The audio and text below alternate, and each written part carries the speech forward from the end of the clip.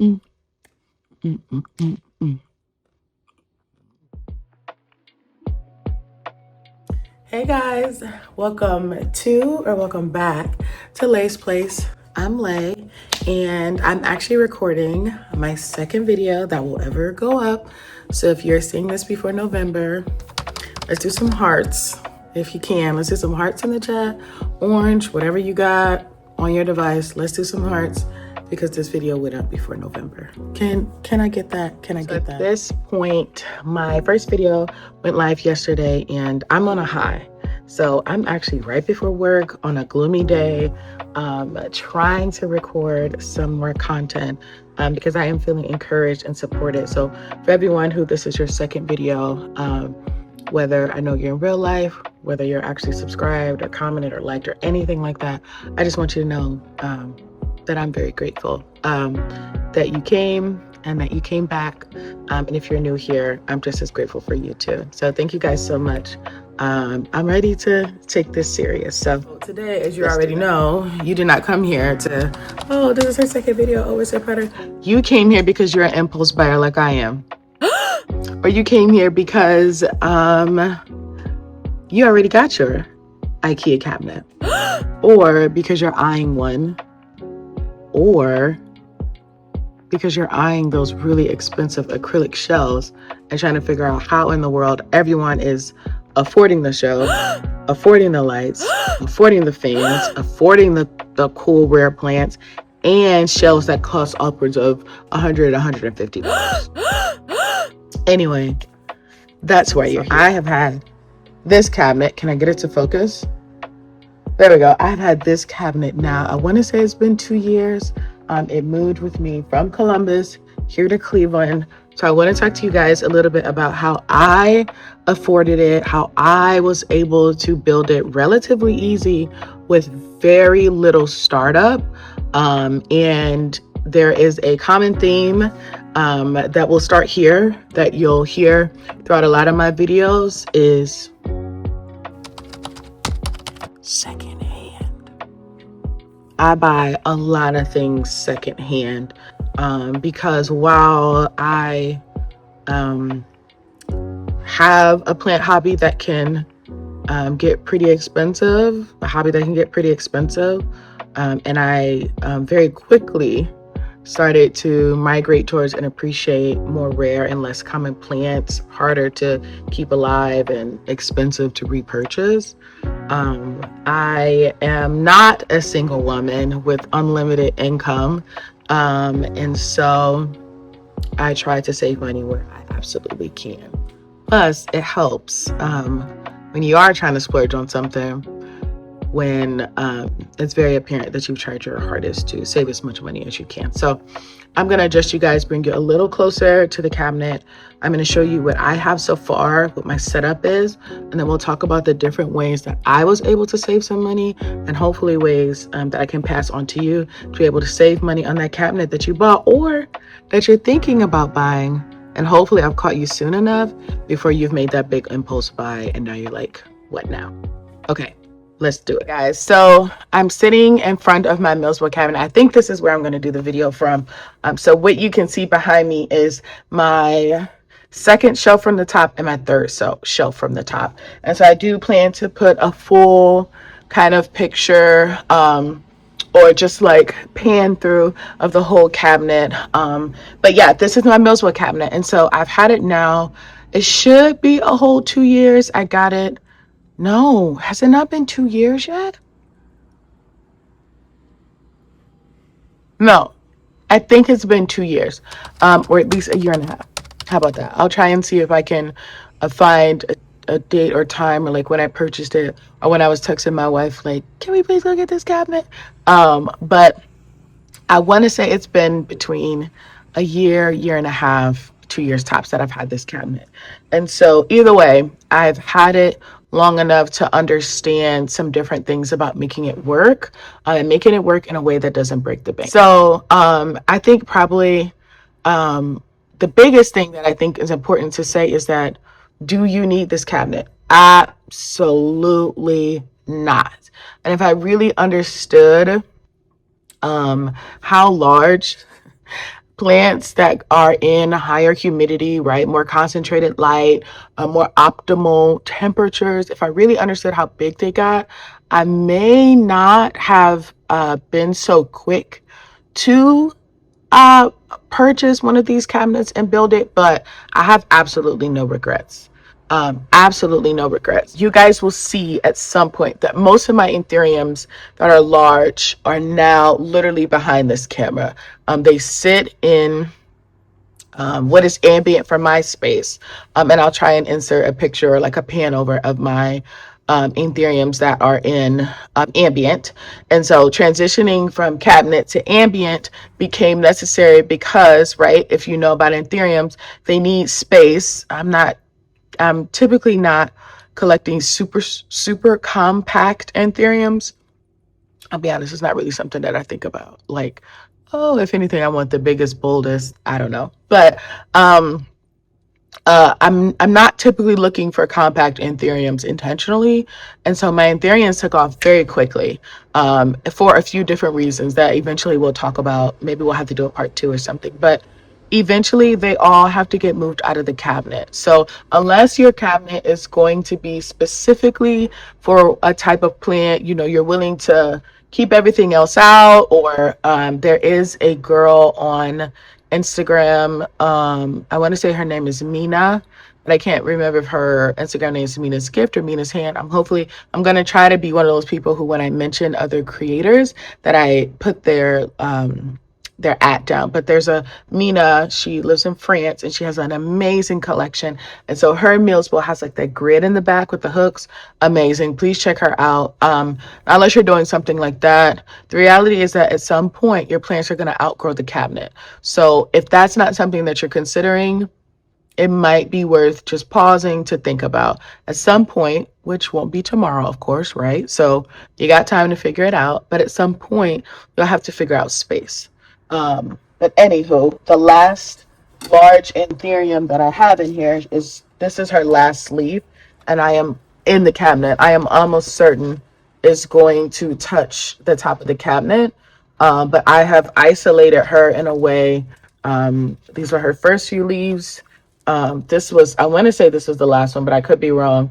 This is the last one, and all of this is from rubbing up against either the cabinet or other plants or things while the leaf was coming out and before it was hardened. All of my plants that have transitioned to ambient have lived, but most of them have some kind of raggedy leaf from transitioning, or the leaf that they had that unfurled in the cabinet where I was like, okay, this is your last leaf because it's getting really ragged. You're going to have to think about where your plants are going to go after you grow them beautifully in your cabinet. So it is a tomorrow issue, but depending on how well you do this, how well your plants respond to this kind of environment, it is something that will happen maybe sooner than you are expecting. Also not a person who has any issue with acclimating plants out of the cabinet. I recently watched a video about someone who grew Ethereums somewhere here on YouTube. I can't think of the creator's name at all, but one of the things that they talked about is growing plants in high humidity, and then you have to acclimate them out. Well, yeah, absolutely. He's absolutely right. You do have to acclimate plants when they come out, but it just depends on what your goal is. And for me, I was still pretty new and growing plants, Ethereums, begonias, whatever it is, alocasias, plants that traditionally do a lot better in higher humidity. You also have to acclimate them for wherever they come from, which is normally a greenhouse or a tent or some optimal growing environment. So you're going to have to acclimate on the beginning or at the end. So it really just depends on your comfort. And for me, I'm much happier acclimating in ambient in my space after it has had some time to grow in like what is a higher humidity environment for me. So you can make that decision on your own. But again, just something else. I wanted to be very clear that I am all about whatever works for you. And I don't think that what works for me has to work for someone else. Okay, let's get into the actual point of the video. So my first way of saving money, especially as an impulse buyer, specifically for plant buying, is one, making a wish list. What do you want this to look like? So you want an IKEA greenhouse.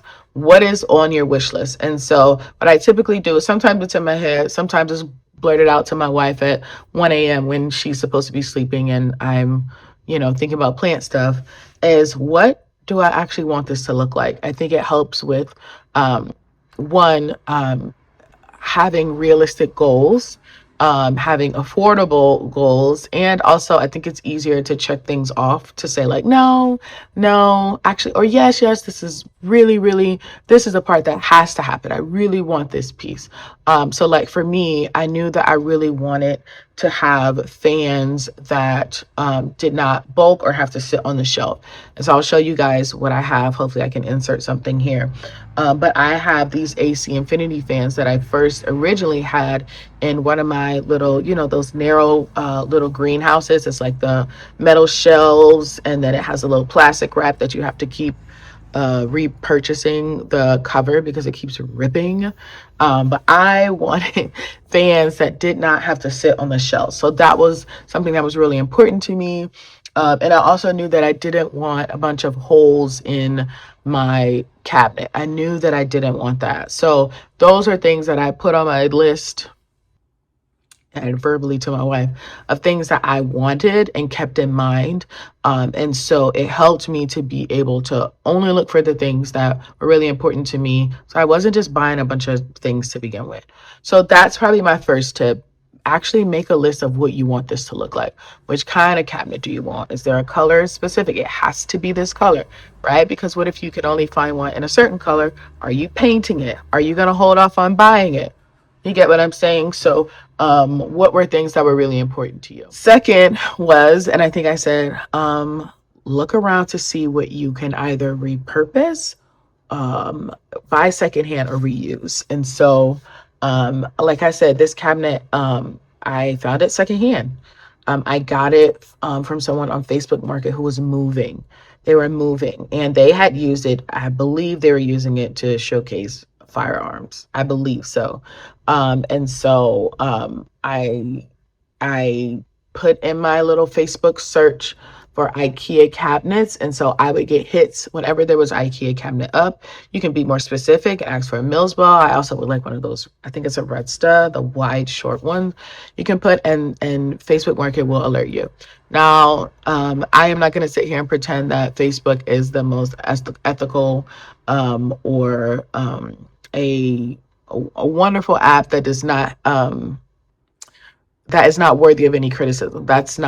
That's obviously not true. But if you are someone who is using Facebook and are comfortable using that space, Facebook Market honestly can be a really good gem for this hobby, but also just, I think, saving money in general. There's so many things that when I moved that I posted on Facebook Market intentionally at lower prices so that people who really needed it could get it simple without a lot of red tape. And so there are other people who do those things too. So just something to think about. But I did find it on Facebook Market. It was a guy who was moving. We talked terms. Make sure you talk about them on Facebook in the Messenger. People are pressuring you to move off of the app. That is something that you want to be very careful with.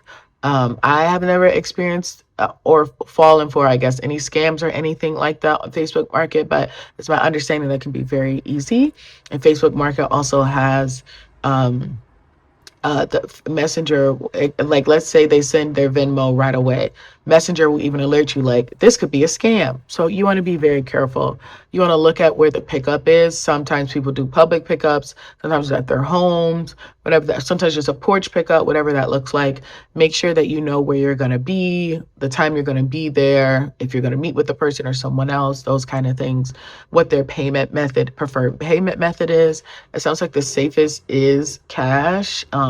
But I do not go to the ATM much, and so I'm always a Venmo person. So make sure that you have agreed on what your form of payment is going to be and that you've agreed on the amount. And so those are really important. And then I think the next important thing is once you know where you're going and where you're going to be, for me, I let my wife know. I also needed her help carrying it, but I also do try to let her know, especially if it's something bigger where I might have to go in someone's home. I try to make sure that she knows where I'm going to be, who I'm meeting, if I'm not bringing her with me. So I did bring her with me. And don't assume that they're going to help you bring it in.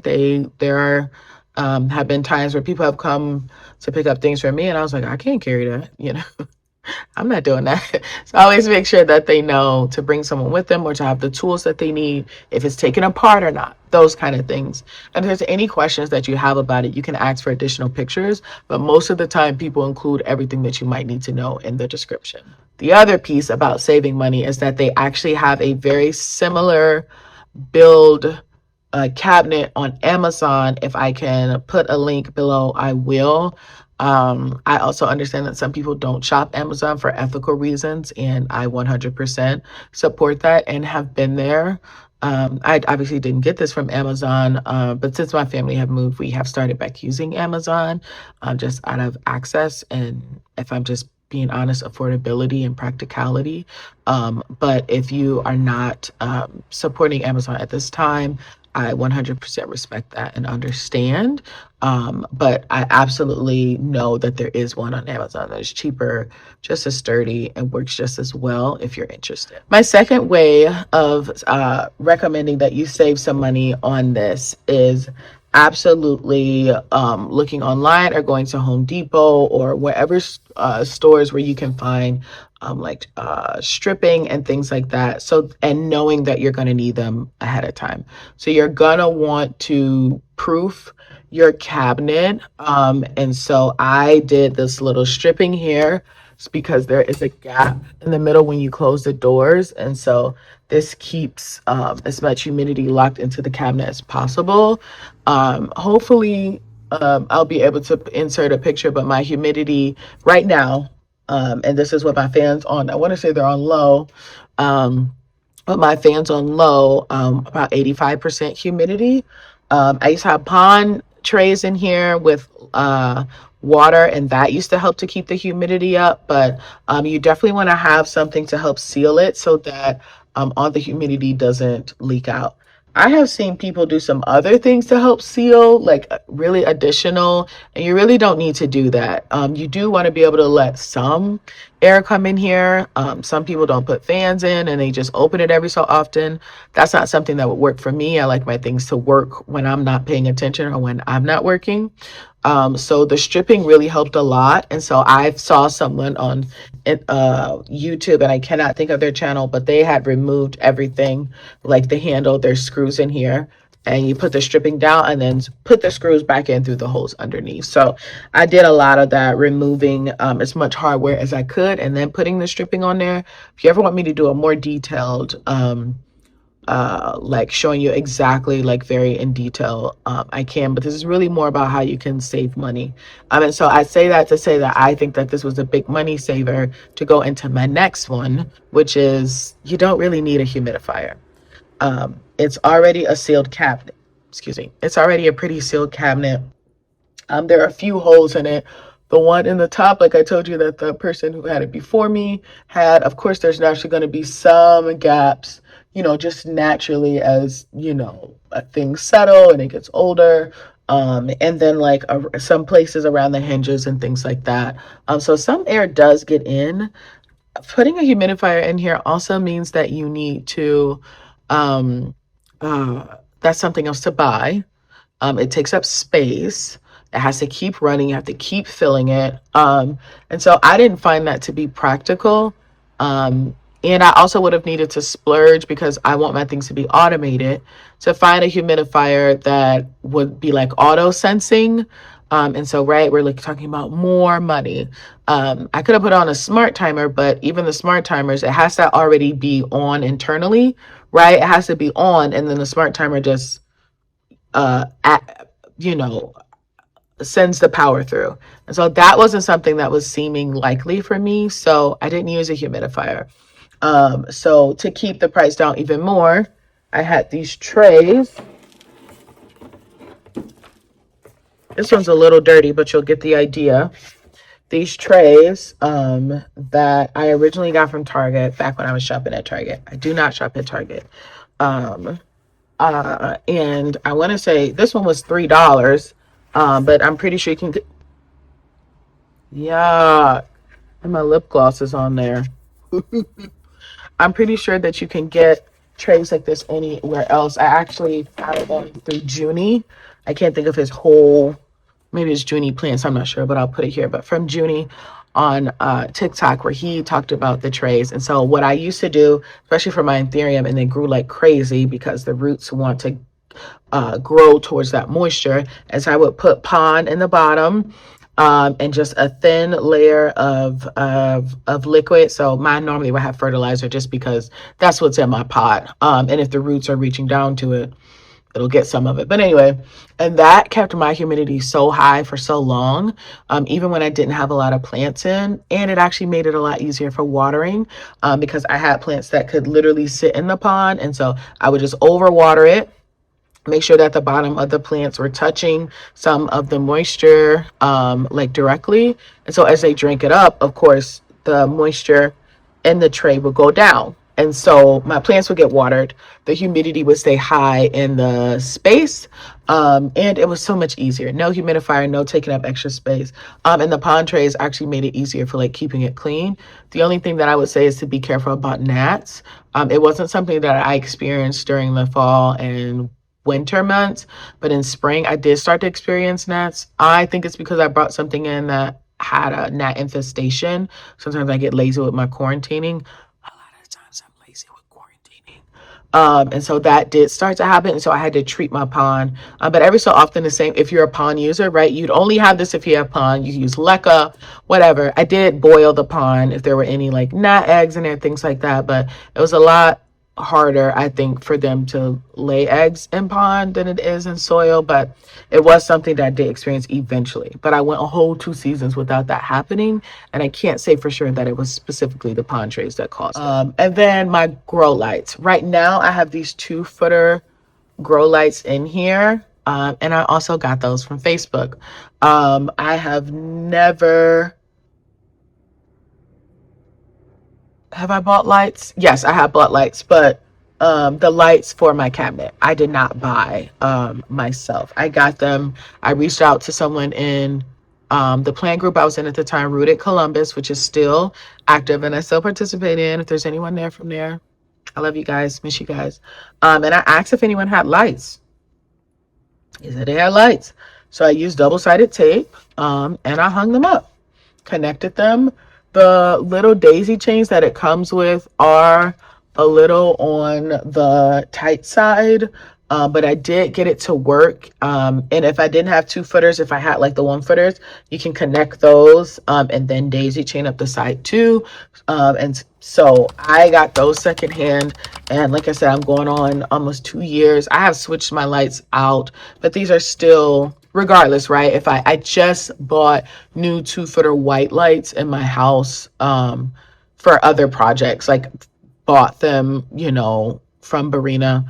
But these ones that I have in here are secondhand, and someone else had used them for however long, and now I'm using them. So if I have to go and buy some in another 2 years, I will count myself lucky, because the prices can add up.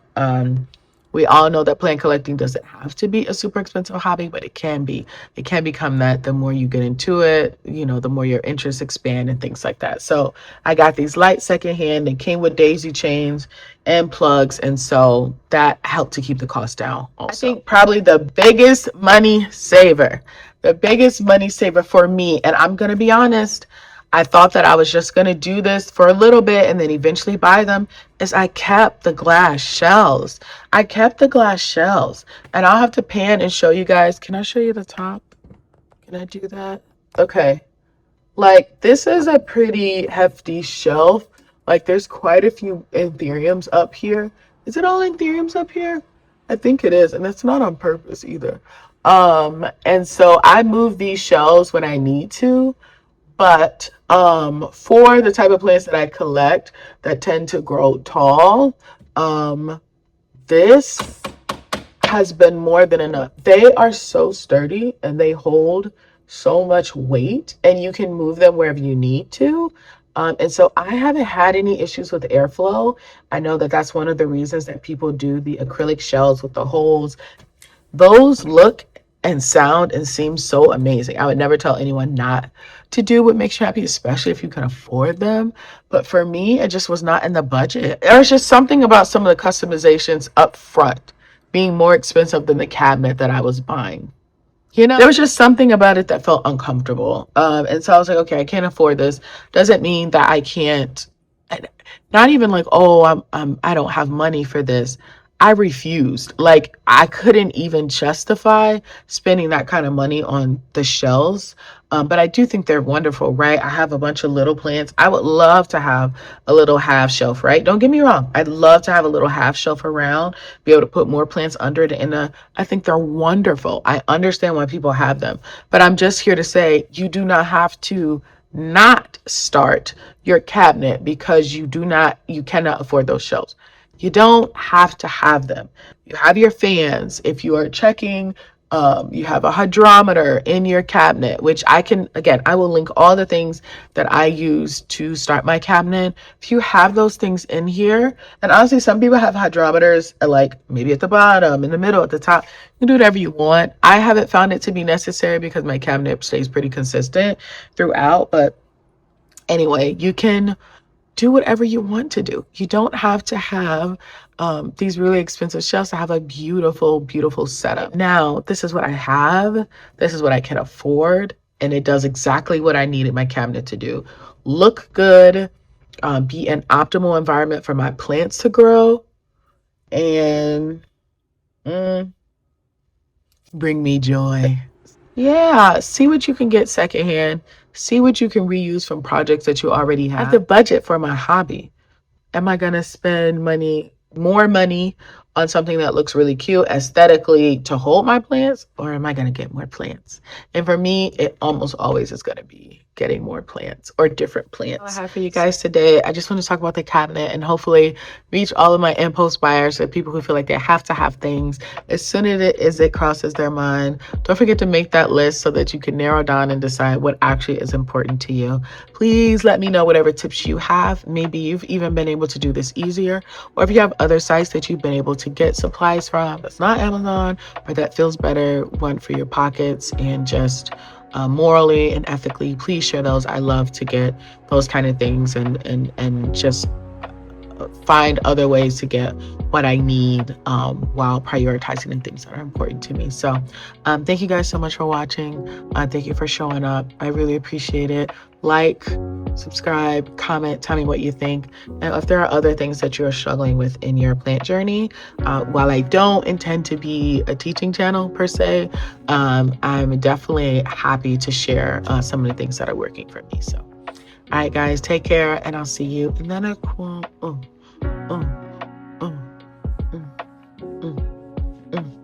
Bye.